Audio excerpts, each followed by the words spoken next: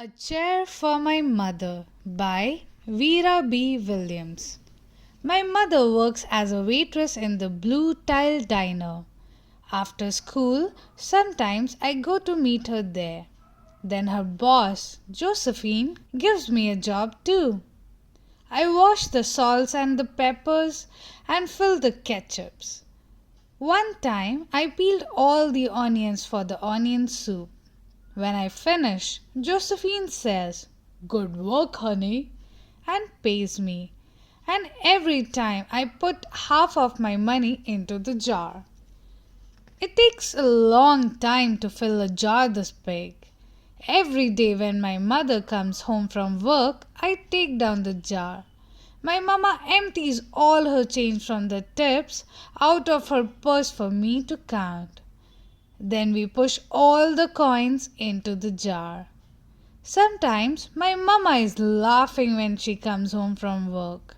Sometimes she is so tired she falls asleep while I count the money out into piles. Some days she has lots of tips. Some days she has only a little. Then she looks worried. But each evening, every single shiny coin goes into the jar. We sit in the kitchen to count the tips. Usually, Grandma sits with us too. While we count, she likes to hum. Often she has money in her old leather wallet for us. Whenever she gets a good bargain on tomatoes or bananas or something she buys, she puts by the savings and they go into the jar. When we can't get a single other coin into the jar, we are going to take out all the money and go and buy a chair. Yes, a chair. A wonderful, beautiful, fat, soft armchair. We will get one covered in velvet with roses all over it. We are going to get the best chair in the whole world. That is because our old chairs burnt up. There was a big fire in our other house. All our chairs burnt. So did our sofa. And so did everything else. That wasn't such a long time ago. My mother and I were coming home from buying new shoes. I had new sandals. She had new pumps. We were walking to our home from the bus. We were looking at everyone's tulips. She was saying she liked red tulips, and I was saying I liked yellow ones. Then we came to our block. Right outside our house stood two big fire engines. I could see lots of smoke. Tall orange flames coming out of the roof. All the neighbors stood in a bunch across the street. Mama grabbed my hands and we ran.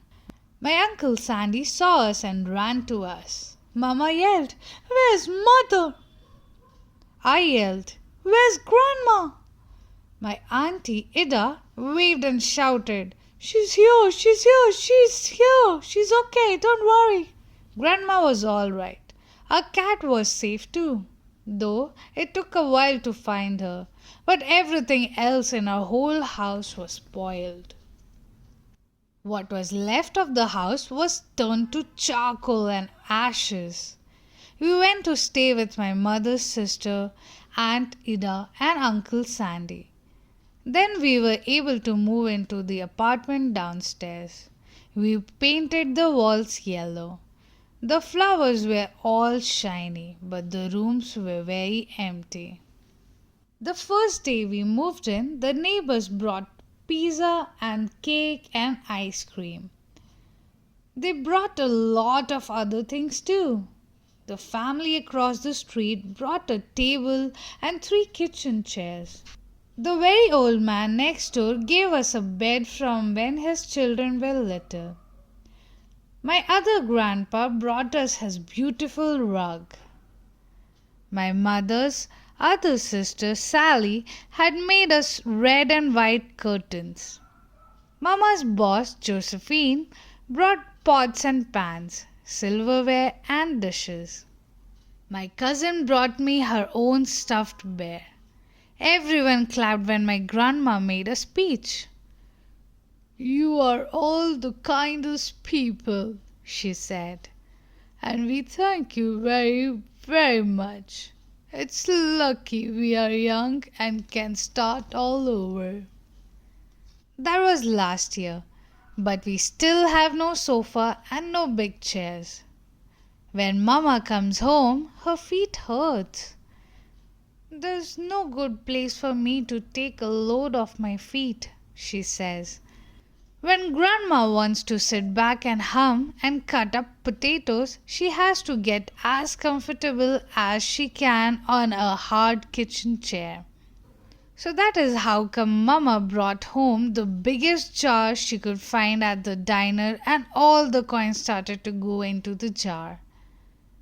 Now the jar is too heavy for me to lift down. Uncle Sandy gave me a quarter.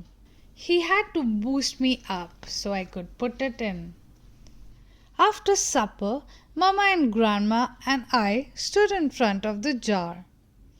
"Well, I never would have believed it, but I guess it's full," Mama said. My mother brought home little paper wrappers for the nickels and the dimes and the quarters. I counted them all out and wrapped them all up. On my mother's day off, we took all the coins to the bank. The bank exchanged them for $10 bill. Then we took the bus downtown to shop for our chair. We shopped through 4 furniture stores. We tried out big chairs and small chairs, high chairs and low chairs, soft chairs and harder ones. Grandma said she felt like Goldilocks and the 3 bears trying out all the chairs. Finally, we found the chair we were all dreaming of, and the money in the jar was enough to pay for it. We called Aunt Ida and Uncle Sandy. They came right down in their pickup truck to drive the chair home for us. They knew we couldn't wait for it to be delivered. I tried out our chair in the back of the truck. Mama wouldn't let me sit there while we drove, but they let me sit in it while they carried it up to the door. We set the chair right beside the window with the red and the white curtains. Grandma and Mama and I all sat in it while Aunt Ida took our picture. Now Grandma sits in it and talks with people going by in the daytime.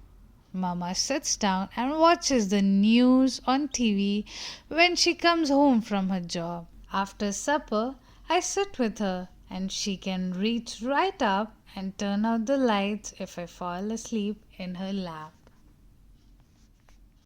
Please subscribe to my channel.